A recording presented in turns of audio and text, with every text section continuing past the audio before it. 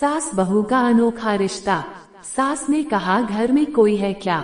अंदर से आवाज आई, जिंदा हूँ माँ जी।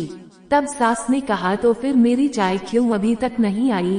कब से पूजा करके बैठी हूँ। बहू ने कहा, अभी ला रही हूँ माँ जी।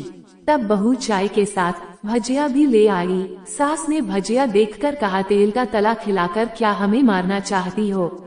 बहू ने कहा, ठीक है माँ जी, तो फिर भजिया ले जाती हूँ। सास ने कहा, रहने दे, अब बना दिया है तो खा लेती हूँ। सास ने भजिया उठाए और कहा, तुमने कितनी गंदी भजिया बनाई है। बहू कुछ भी नहीं बोली। फिर बहू ने कहा, माँ जी मुझे कपड़े धोने हैं, मैं जा रही हूँ। बहू दरवाजे के पास छिपकर खड़ी हो गई। उसने देखा कि उसकी सास भजिया पर टूट पड़ी और पूरी भजिया खत्म कर दी। बहू मुस्कुराए और अपने काम पर लग गई। दोपहर के खाने का वक्त हुआ। सास ने फिर से आवाज लगाई, क्या कुछ खाने को नहीं मिलेगा? इस बहू ने कोई आवाज नहीं दी। तब सास फिर चिल्लाई, आज भूखे मारोगी क्या? इतने में बहू आई और अपनी सास के सामने खिचड़ी रख दी। सास गुस्से से बोली, ये क्या है? मुझे इसे नहीं खाना है, इसे ले जाओ। बहू ने कहा, आपको डॉक्टर ने दिन में खिचड़ी खाने को कहा है, खाना तो पड़ेगा ही। सास ने मुंह बनाते हुए कहा, हाँ तू मेरी माँ बन जा। बहू फिर मुस्कुराई और चली गई। आज उनके पर घर पूजा थी। बहू सुबह 4 बजे से उठ गई। पहले स्नान किया, फिर फूल लाए और माला बनाई, रसोई साफ की, पकवान और भोज बनाया। इतना सब करते करते सुबह के 10 बज गए। अब सास भी उठ चुकी थी। बहू अब पंडित जी के साथ भगवान के वस्त्र तैयार कर रही थी। आज ऑफिस की छुट्टी भी थी, उनके पति भी घर पर थे। जब पूजा शुरू हुई तो सास चिल्लाती, बहू ये नहीं है, वो नहीं है। बहू बेचारी दौड़ी दौड़ी आती और सब करती।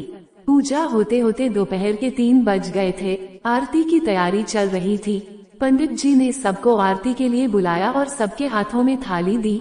जैसे ही बहू ने थाली पकड़ी तो थाली हाथों से गिर पड़ी। शायद भोज बनाते हुए बहू के हाथों में तेल लगा था, जिसे वो पोंछना भूल गई थी, जिसकी वजह से थाली छूट गई। सारे लोग तरह तरह की बातें करने लगे।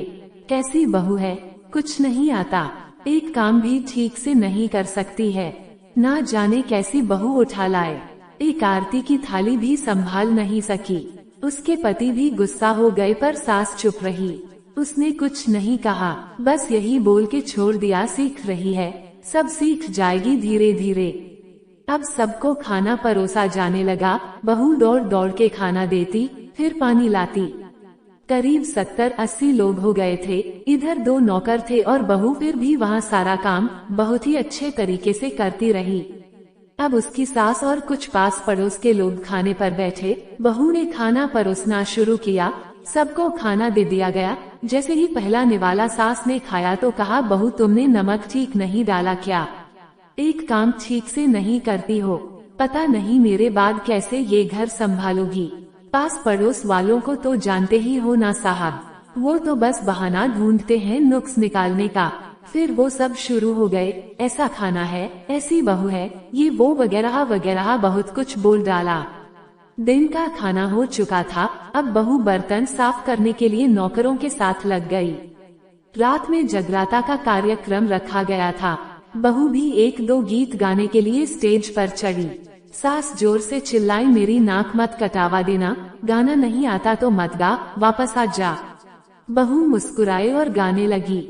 सबने उसके गाने की तारीफ की, पर सास मुंह फुलाते हुए बोली, जवानी में इससे अच्छा तो मैं गाती थी, तुझे तो कुछ भी नहीं आता। बहू मुस्कुराए और चली गई। अब रात का खाना खिलाया जा रहा था। उसके पति के ऑफिस के दोस्त साइड में ही ड्रिंक करने लगे। उसका पति चिल्लाता, थोड़ा बर्फ लाओ, तो सास चिल्लाती, यहाँ दाल नहीं है। फिर पति चिल्लाता, कोल्ड ड्रिंक नहीं है, तो सास चिल्लाती, पापड़ ले आओ। इधर उधर के चक्कर में आखिरी में उसके पति की शराब उसके एक दोस्त पर गिर गई और बोलत टूट गई। पति ने गुस्से में 2 झापड़ अपनी पत्नी को लगाते हुए कहता है, जाहिल कहीं की, तू देखकर नहीं कर सकती, तुझे इतना भी काम नहीं आता।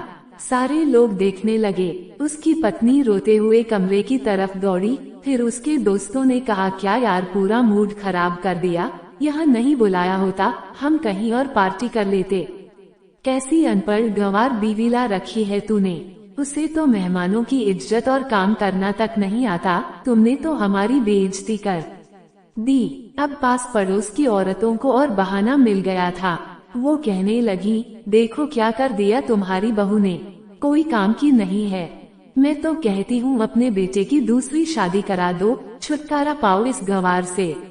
सास उठी और अपने बेटे के पास जाकर उसे जोर से थप्पड़ मारा और कहा, अरे नालायक, तुमने मेरी बहू को क्यों मारा, तेरी हिम्मत कैसे हुई, तेरी टांग तोड़ दूंगी। उसके बेटे के दोस्त कुछ कहने ही वाले थे कि उसकी माँ ने घूरते हुए कहा, चुप, बिल्कुल चुप, यहाँ दारू पीने आए हो, जबकि पता है आज पूजा है और तुम्हें पार्टी करनी है। कैसे संस्कार दिए हैं तुम्हारे माता पिता ने, और किसने मेरी बहू को जाहिल बोला, जरा इधर आओ, चप्पल से मारूंगी अगर मेरी बहू को किसी ने एक शब्द भी कहा तो। अरे पापी, तूने उस लड़की को बस इसलिए मारा कि तेरी शराब टूट गई। पापी, वो बच्ची सुबह 4 बजे से उठी है, घर का सारा काम कर रही है, ना सुबह से नाश्ता किया ना दिन का खाना खाया, फिर भी हंसते हुए सबकी बातें सुनते हुए ताने सुनते हुए घर के काम में लगी रही। तेरी यार दोस्तों को वो अच्छी नहीं लगी, जूते से मारूंगी तेरे दोस्तों को जो कभी उन्होंने ऐसा कहा। उसकी यार दोस्त चुपके से खिसक लिए। अब सास बहू के कमरे में गई और बहू का हाथ पकड़कर बाहर लाई। सबके सामने कहने लगी, किसने कहा था अपनी बहू को घर से निकाल के दूसरी बहू ले आना, जरा सामने आओ। कोई सामने नहीं आया। फिर सास ने कहा, तुम जानते भी क्या हो इस लड़की के बारे में, ये मेरी माँ भी है, बेटी भी है। माँ इसलिए मुझे गलत काम करने पर डांटती हैं और बेटी इसलिए कभी कभी मेरी दिल की भावनाएं समझ जाती हैं। मेरी दिन रात सेवा करती है, मेरे 1000 ताने सुनती है पर एक शब्द भी गलत नहीं कहती, ना सामने ना पीठ पीछे। और तुम कहते हो दूसरी बहू ले आऊं, याद है ना छुटकी की दादी अपनी बहू की करतूत। सास ने गुस्से से पड़ोस की महिला को कहा, अभी पिछले हफ्ते ही तुम्हें मियाँ बीवी भूखे छोड़ घूमने चले गए थे। मेरी इसी बहू ने 7 दिनों तक तुम्हारे घर पर खाना पानी, यहाँ तक कि तुम्हारे पैर दबाने जाती थी और तुम इसे जाहिल बोलती हो। जाहिल तो तुम सब हो जो कोयले और हीरे में फर्क नहीं जानते। अगर आइंदा मेरी बहू के बारे में किसी ने एक लफ्ज भी बोला तो मुझसे बुरा कोई नहीं होगा, क्योंकि ये मेरी बहू नहीं मेरी बेटी है। बहू सिसकियां लेते हुए फिर कमरे में चली गई। सास ने एक प्लेट उठाए और भोजन परोसा, बहू के कमरे में खुद ले गई। सास को भोजन लाते देखा तो बहू ने कहा, अरे माँ जी आप क्या कर रही हो, मैं खुद ले लेती। सास ने प्यार से ताना मारते हुए कहा, डर मत, इसमें जहर नहीं है, मार नहीं डालूंगी तुझे। तुझे नई सास चाहिए होगी, पर मुझे तो अभी भी तू ही मेरे घर की बहू चाहिए। बहू ने अपनी सास को रोते हुए गले से लगा लिया। सास भी रो दी पहली बार और कहा, चल खाना खा ले। फिर मजाक करते हुए कहा, फिर मेरे पैर दबाने चले आना। और हाँ, ये ख्याल मन में मत लाना कि सास पैर बोलती है, किसी दिन मैं इसका गला दबा दूंगी, क्योंकि कभी मैं भी यही सोचती थी। दोनों खूब हंसने लगती हैं। तो मित्रों, कुछ रिश्ते बहुत मीठे होते हैं, बस बातें कड़वी होती हैं। दोस्तों, अगर आप लोगों को हमारी कहानी पसंद आई हो तो प्लीज दोस्तों वीडियो को लाइक करके मेरे चैनल को सब्सक्राइब जरूर कर देना।